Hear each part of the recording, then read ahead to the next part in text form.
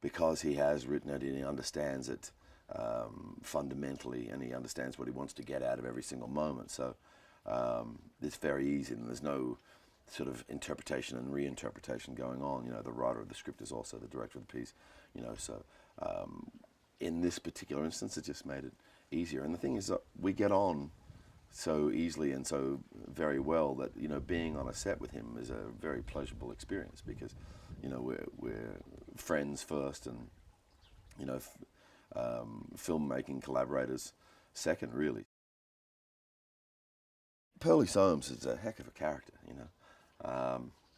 He's got the accent, he's got the clothes, the old scar, you know.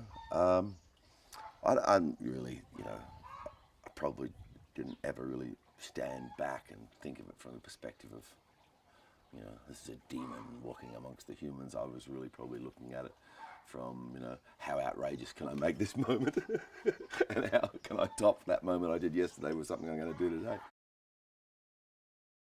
I had a great time working with Colin. I think he was very focused and very serious on bringing out all the aspects of his character. He worked quite hard on the physical stuff to do with his horse riding and everything. So, you know, it's always impressive when you see people focused and committed to the job, you know. And on a daily basis, he was just really easy. I mean, he did give me a couple of decent whacks in the neck at one point, so, but he was quite apologetic. Yeah, well, it was fantastic, you know.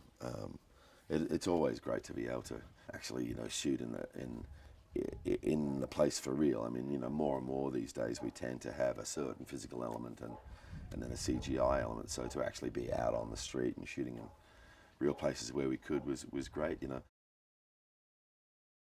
I think that the central thematic of the movie, you know, that love is the driving force of all of us, you know, and that love can, you know, overcome many negatives, you know.